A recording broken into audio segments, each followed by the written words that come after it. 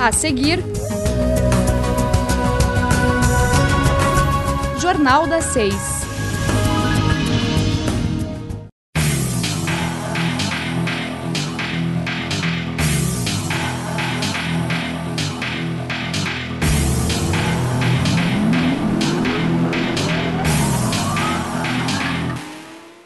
Secretaria de Saúde confirma a segunda morte por dengue no estado.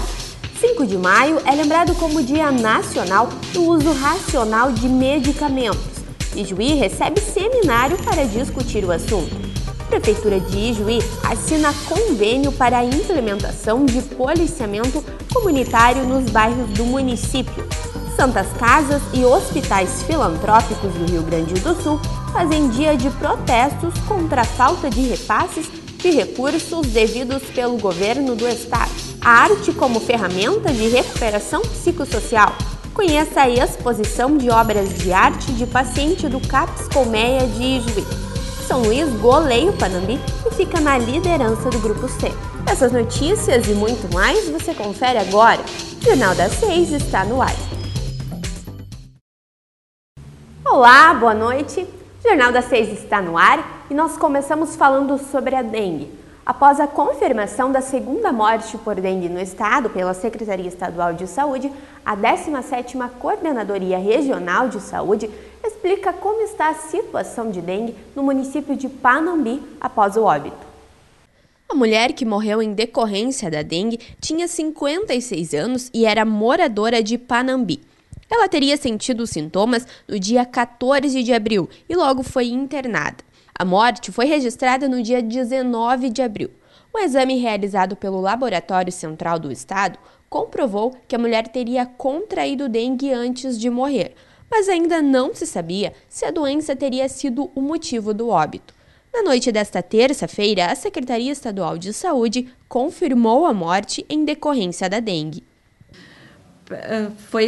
Foram levantados dados, buscados os prontuários de atendimentos dela na Secretaria de Saúde de Panambi, na Unidade Básica de Saúde, no hospital mesmo onde ela esteve internada, e esses dados foram enviados para um grupo técnico, para uma equipe técnica do Centro Estadual de Vigilância em Saúde, para se proceder à investigação epidemiológica, se dengue realmente foi a causa, apesar do diagnóstico ter sido positivo. Então, foi liberado o laudo como que dengue foi a causa realmente do óbito dessa mulher de 56 anos, moradora de Panambi, em 19 de abril. Até agora, são em média 447 casos suspeitos notificados no município de Panambi.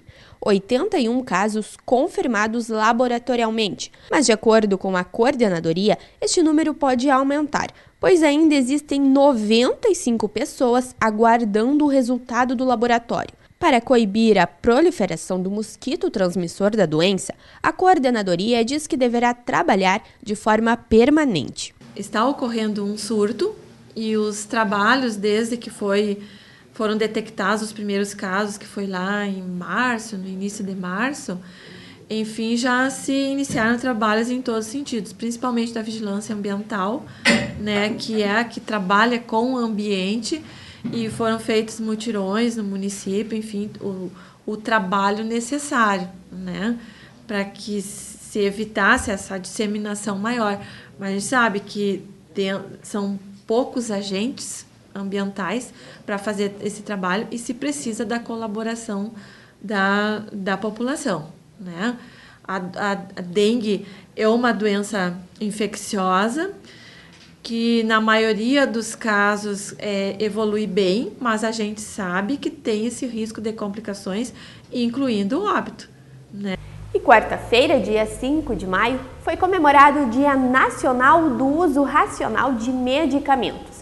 Diversas programações especiais de orientações foram realizadas em todo o estado. Ijuí recebeu um seminário para discutir o assunto. Você sabia que uma caixa de leite condensado possui 217 gramas de açúcar? Um tablete de caldo de galinha tem a quantidade diária de sal recomendada para uma pessoa. E a caixa de todinho, sucesso entre a criançada, possui a medida de açúcar diária indicada por pessoa. Mas não é somente a composição dos alimentos que devem ser observadas com cuidado para o bom funcionamento do organismo. Sabe aquele remedinho ingerido sem prescrição médica? Ao invés de ajudar, ele pode acabar atrapalhando a sua saúde. E para discutir essa questão, o Salão de Atos da Unijuí recebeu nesta quarta-feira um seminário sobre o uso racional de medicamentos. Promover a segurança do paciente, né? Promover a segurança no uso dos medicamentos. Né? A gente discutindo essas estratégias de como fazer essa promoção, né, da adesão adequada ao tratamento, de evitar a automedicação, a gente está prezando a segurança dos pacientes, a segurança no uso dos medicamentos. Um problema que deve ser tratado com seriedade, já que parte da população costuma ingerir medicamentos sem prescrição médica. Como já diz o slogan criado pelos alunos do curso de farmácia, o que te faz bem pode te fazer mal. Seja racional, só use o ideal.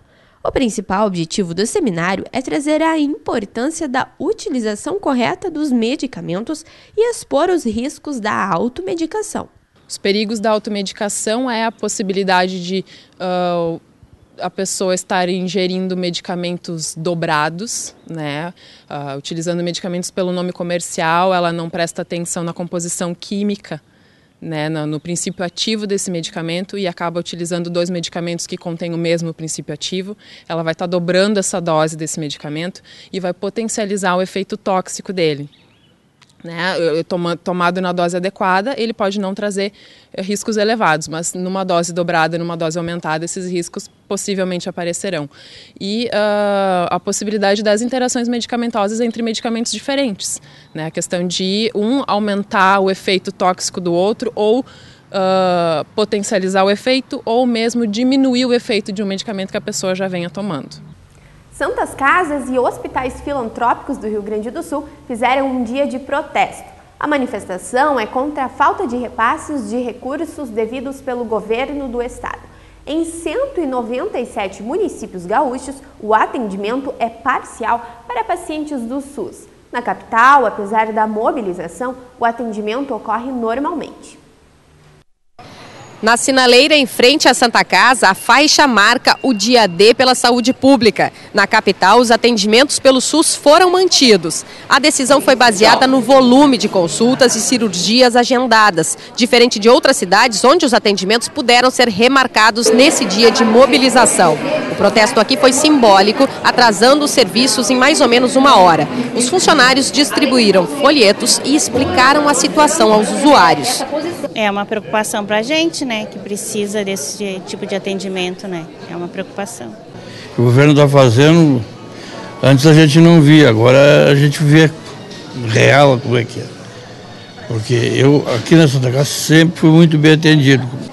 As Santas Casas e hospitais filantrópicos reclamam o atraso no pagamento de 2 parcelas do ano passado do incentivo aos hospitais e do anúncio do corte total previsto para esse ano pelo governo do estado, do chamado IOSP. Até agora, o valor chega a 207 milhões de reais e pode chegar a 432 milhões caso o estado não volte a pagar o incentivo. Na apresentação dos números das 245 instituições para uma série de autoridades do estado, os gestores anunciaram que a situação é crítica. A Santa Casa de Porto Alegre já solicitou à Secretaria de Saúde de Porto Alegre a redução dos atendimentos pelo SUS. A expectativa é de que até junho sejam 118 leitos a menos, além da redução de 18% nas consultas eletivas e de 13% nos procedimentos cirúrgicos e obstétricos por ano. O objetivo é diminuir de 100 milhões para 70 milhões o déficit anual da entidade. Corte que afeta diretamente o custeio dos hospitais, e era o recurso que vinha do Estado para reduzir o déficit anual que os hospitais têm, superior a 400 milhões. Como nós temos a responsabilidade pela gestão, e se não fizermos isso, nós vamos fechar os nossos hospitais logo ali, cabe a nós, num último apelo, fazer o que estamos fazendo hoje e anunciando que iniciamos o processo de desmonte de parte das nossas instituições para poder sobreviver.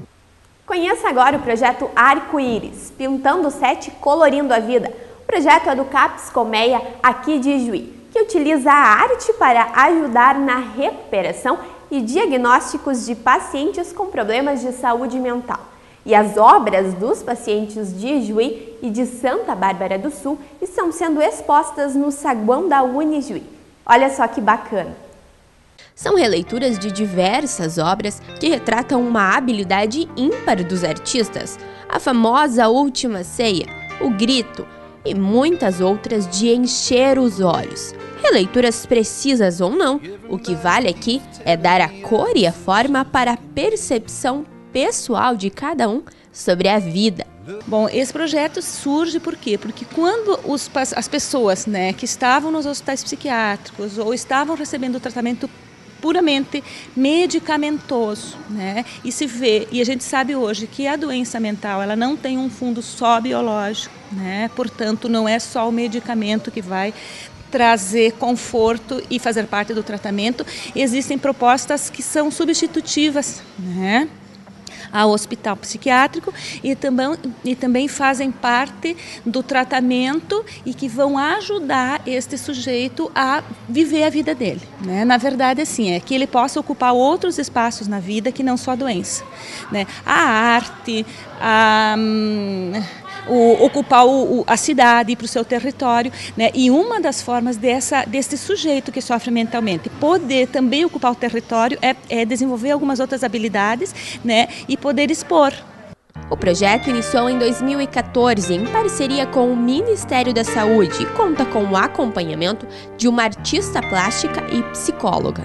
E ele recebe acompanhamento, né? Nesse momento que ele está pintando, ele está interagindo com outras pessoas, né? Que também têm que vivem a mesma situação de sofrimento com ele e com os próprios profissionais, né? Então é um momento onde ele vai conversar sobre a sua vida e ele não fica reduzido a simplesmente ter um diagnóstico, né? Aí, quando eles estão, por exemplo, na pintura, o diagnóstico fica fora, né, porque eles estão, na verdade, sendo sujeitos. No momento que eles conseguem produzir uma obra que é deles, ou que eles fazem uma releitura de um grande pintor, né, eles estão imprimindo a marca que é deles, que é única. Os benefícios da arte na vida dos pacientes vão muito além do aprimoramento artístico. A pintura funciona como uma janela para o mundo até então desconhecido. E é justamente isso que auxilia na recuperação psicossocial daqueles que já podem ser chamados de artistas. Então se abre uma outra possibilidade, né? Algumas pessoas, a partir da pintura, percebem que são capazes de fazer outras coisas também, né? E acaba relacionando assim a própria forma de se relacionar com as outras pessoas e com o mundo, né? Receber o respeito, né? O reconhecimento como sujeito. E no próximo bloco você confere como deve funcionar projetos de policiamento comunitário nos bairros aqui de Ijuí. Não sai daí que a gente já volta.